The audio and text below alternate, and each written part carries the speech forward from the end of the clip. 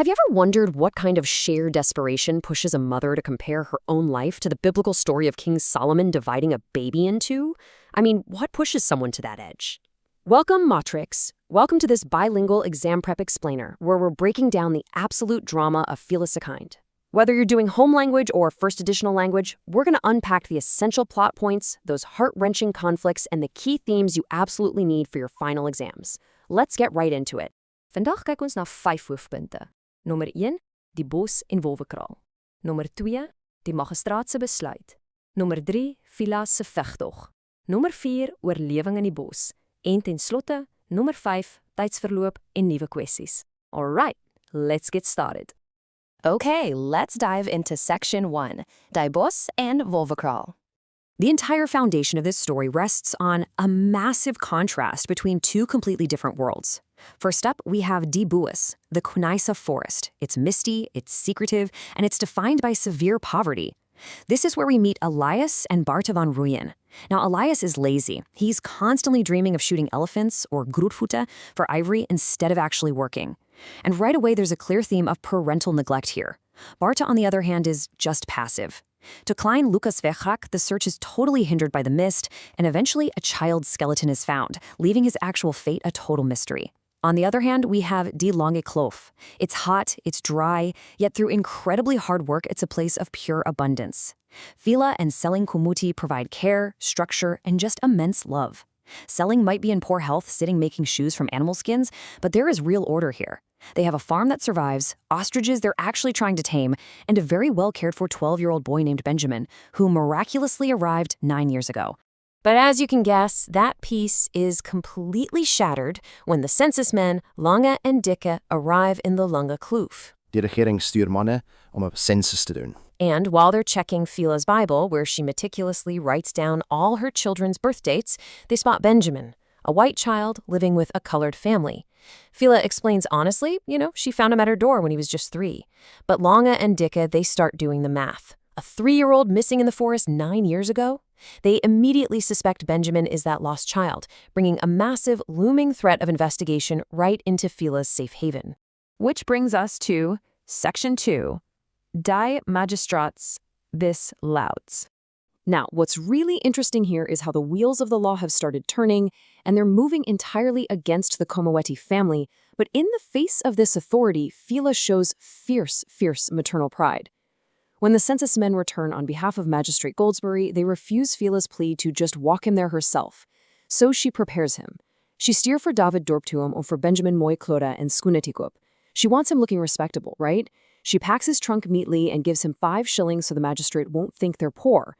And then she gives him strict instructions about his identity. She tells him, "Sy naam is Benjamin Komawiti, and hier iets hom vir my gegee." He must speak clearly, read well, and address the magistrate as Villa Dela here, not boss. She is literally arming him with dignity. But despite all those preparations, the sequence of events is just devastating. Let's walk through it. First, the census men take him. Second, a terrified Benjamin arrives at the Kneisner court, nervously practicing his 9 times table just to stay calm. Third comes the identification process. The constable brings in other boys, and Barta van Rooyen is brought in to point out her lost son. She weist nach Benjamin. And based solely on Barta's identification, step 4 happens. The magistrate makes his ruling. He tells Benjamin he is Lucas van Rooyen, the boy who went missing 9 years ago, and orders him to go live with the forest woman. Benjamin's entire reality is erased in an instant. But hey, if you think Fiela Komudi is just going to sit back and accept this injustice, you haven't been paying attention. Moving right along to Section 3. Fiela's Vagtag. Fiela's determination is absolutely incredible. Step 1, she looped to foot in Icanisna. Guys, that's a massive journey. Step 2, she tries a clag by the constabule, arguing that 2 white men essentially stole her child. But she's blocked. They tell her the case is closed, so she regroups. Step 3, she turns to her Bible, specifically the story of King Solomon. This is a brilliant strategic move on her part. And this leads to Step 4, where she confronts the magistrate directly. She asks a piercing question. In the Bible, Solomon called both women claiming the child, "Hoekom is net een vrou geroep om te besluit wie de kind is?" Why only one? And how could a 3-year-old walk all the way from the forest to the kloofs alone? She demands they ask Barta what clothes the child was wearing when he disappeared. But tragically, she's powerless against the system. The magistrate threatens to arrest her, forbids her from going anywhere near the child, and just dismisses her. That takes us to Section 4. Overliving in the Boss.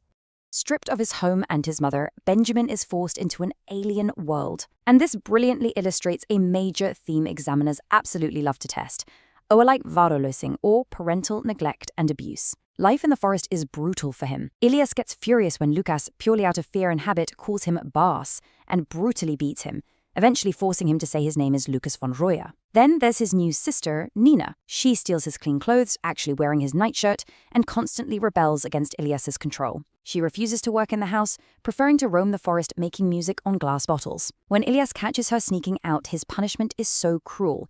He vaart 'n skar en sny Nina se hare af, cuts all her hair off. To top it all off, when Kap, the boswachter, comes to check on the boy, Elias straight up lies. He tells the forest ranger that Lucas is happy, well-adjusted, and good at woodwork. Bata even points out later that they are incredibly lucky Lucas wasn't home, because Kap would have seen all the bruises from the beatings. It is literally a house of fear. Finally, we hit Section 5, tijdsverloop en nieuwe kwesties. So, the crucial point here is that the unbearable tension just can't last forever, and a massive shift happens as time jumps forward. We enter Act 3. Lucas is now 19 years old. Hai is now a young man. 7 long years have passed. 7 years of being trapped in the forest, living a life that was forced upon him under the heavy hand of Elias van Rooyen.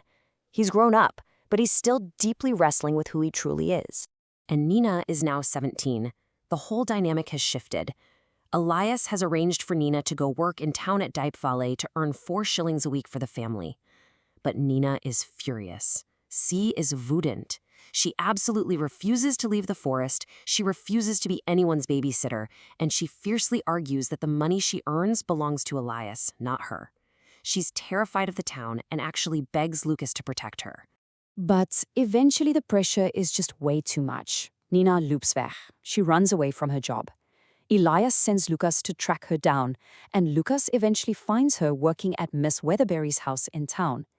Interestingly, Miss Weatherberry thinks she has no family and calls her Christina. Nina is doing the house chores but flat out refuses to give Lucas the wages to take back to Elias. She sê vir Lucas hulle kan nie elke maandag geld kom haal nie. She's drawing a line. But the real turning point happens right before Lucas leaves. Nina asks him for a massive favor. She gives him a chilling instruction for Elias. She says, "Tell our father that Lucas is done with the forest and will never return." And wow, this leaves us on an absolute cliffhanger. Nina is using Lucas's name to stage a permanent break from the Van Rooyens. But what does that mean for him? To make sure you're 100% prepared for every character, question theme analysis, and plot point, you need the right resources.